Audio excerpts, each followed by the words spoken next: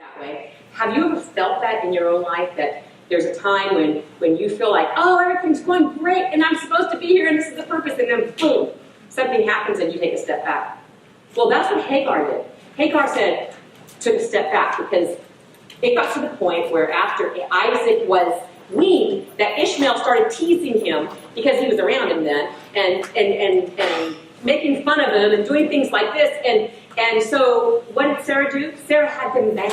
Told Abraham, get them out of here. I don't want them around my child. I don't want them around Isaac. So she made them leave. And then God just left them in the desert to die, and the story ended. No? No.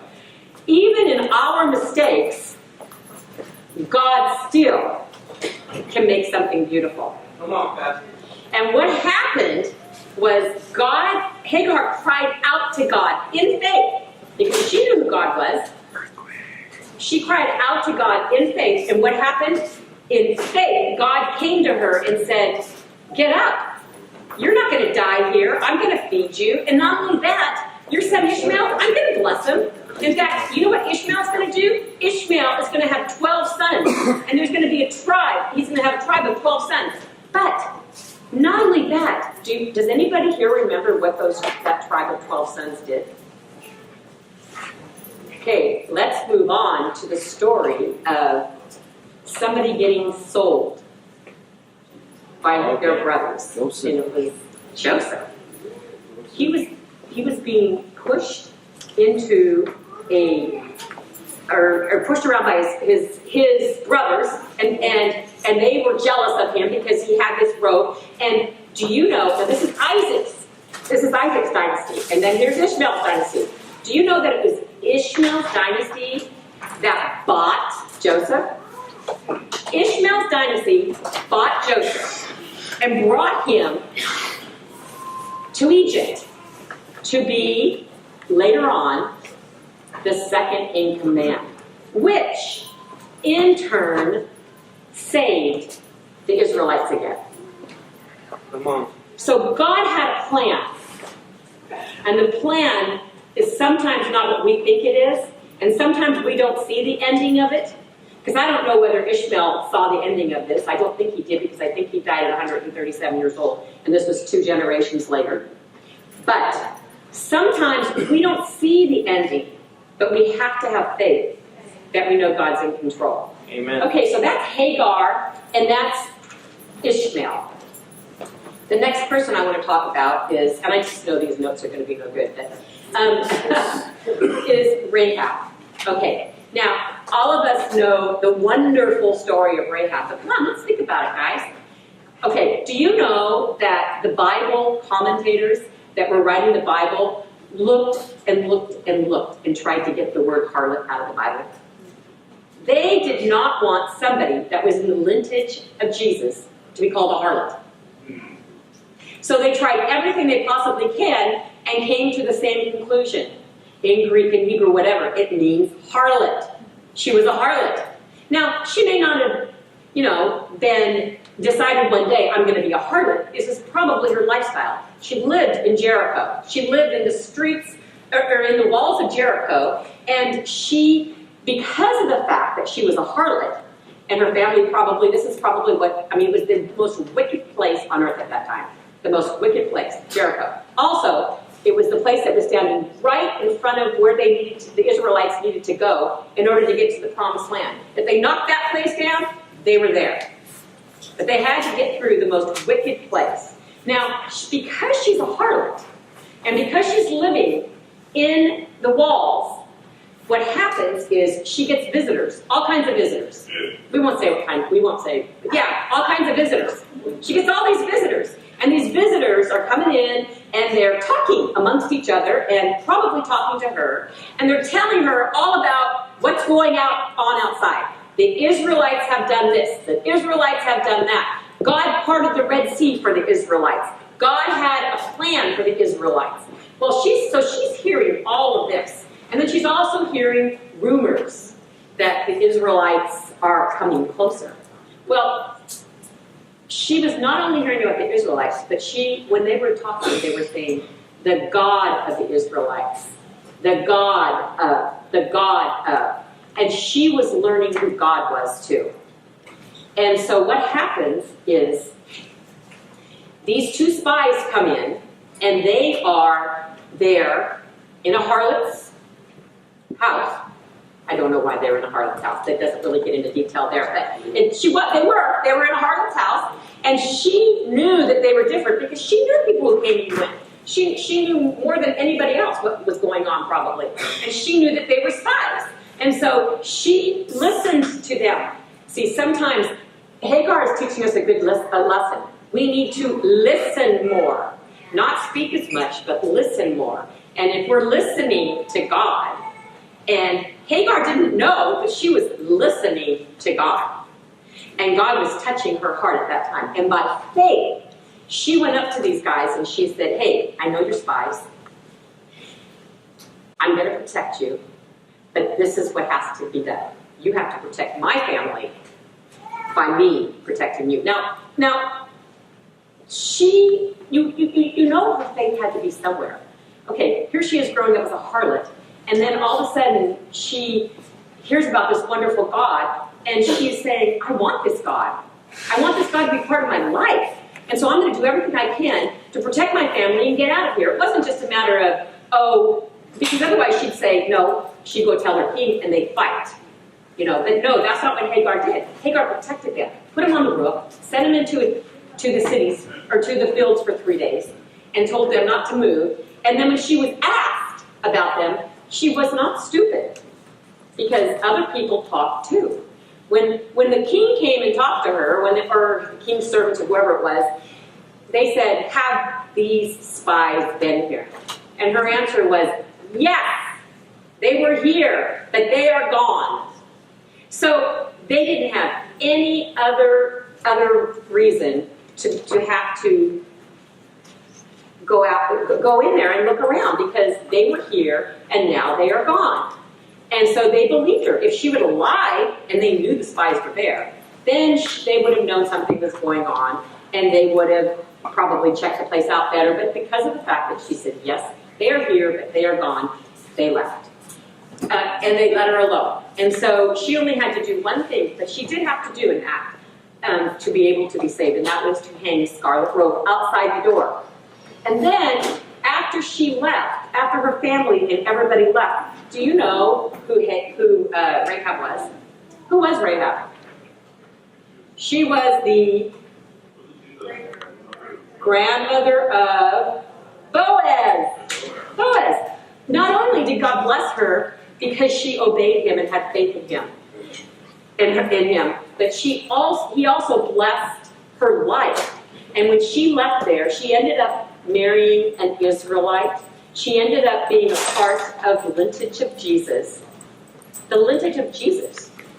And she was the grandmother of Boaz.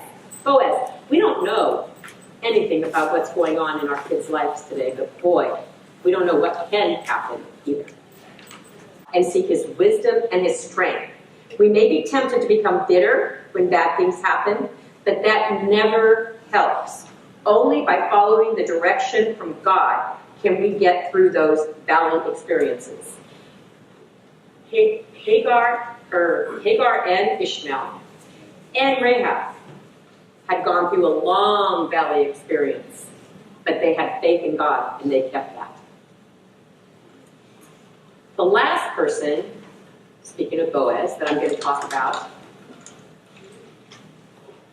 is Ruth. Now, Ruth, and if you look at some of these people, not that I'm saying there's any, your life can line up to any of these, but some of these things your life can line up to. We heard the stories just a little while ago. Well, Ruth, here's Ruth. Ruth is a Moabite. Ruth was married to an Israelite, but only because the Israelite's father decided that instead of having faith in God, he was going to run off to a nation where there was plenty of food and take his family with him. Well, he did this, and his two sons married Moabite women, but somehow or another, there was their mother, And this is really good for you moms to listen to, because especially you moms who may have unsaved husbands, or you have dads who have unsaved wives. The faith in that home was still there because her mother-in-law loved God and kept on talking about God and kept on talking about to her sons and to her daughter-in-laws, and mainly probably more to her daughter-in-laws. And so Naomi was she was Jesus or God to these women. When they saw her and heard her speak, that's what they saw. They saw a lady, strong faith, no matter what the circumstances were. My husband carried me all the way over. I mean, if you are in the middle of a marriage crisis right now and you think God cannot make that marriage crisis go away, look at the many times in the Bible it happened. Look at how Naomi obeyed her husband and went. Naomi lost her husband. Then she lost her 2 sons. She grieved. Losing a husband is bad enough, but then, and in a foreign country, but then losing your 2 sons, she grieved deeply, I'm sure. But she never lost her faith. And so when she found out that back in Israel, or back in the Promised Land, back where the Israelites were, the famine was over, and they were doing well, she decided it's time to pick up and move on. But she didn't feel like she should take her daughter-in-laws with her, because she knew she wasn't going to have any more kids. So she just said, stay here, get remarried. I'm not going to have any more children for you to get to marry, so you stay here. And they argue with her a little bit. But Ruth, I don't think Ruth argued. I think Ruth waited till it was all done and didn't say anything, probably, very little. And then she said, after her sister-in-law left, Naomi, I'm going with you. Because I believe that your God is the God of heaven and earth. And your God is my God. She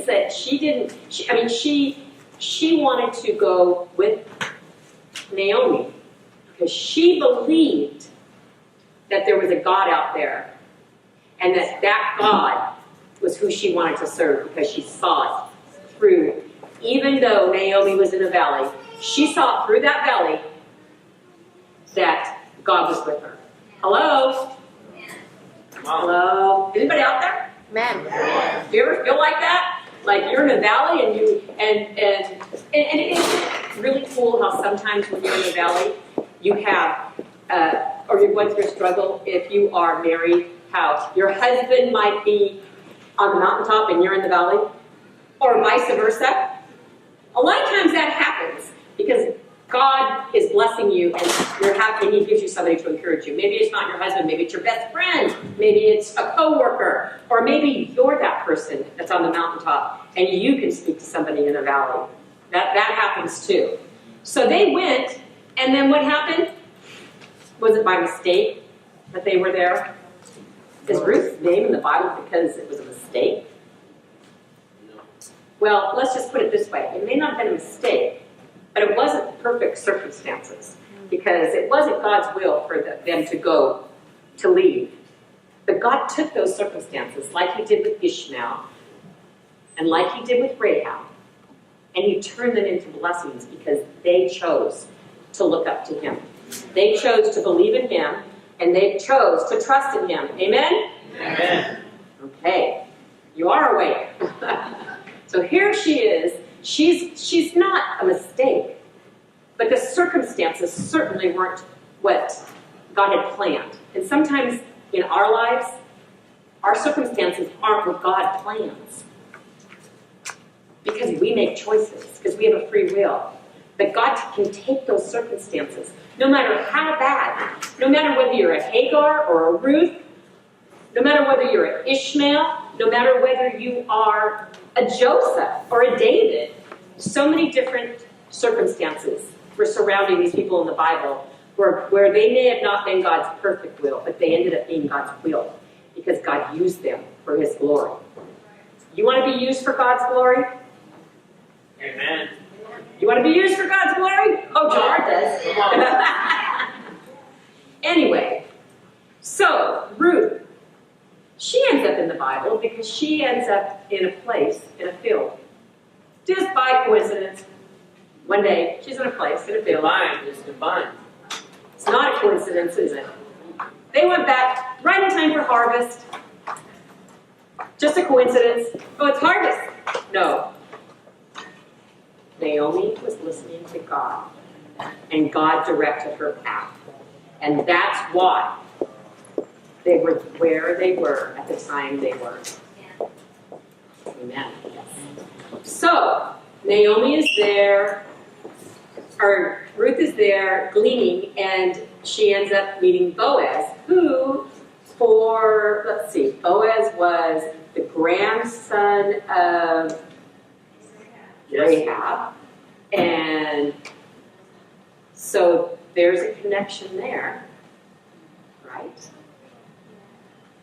All these connect together. Ishmael saved the Israelites.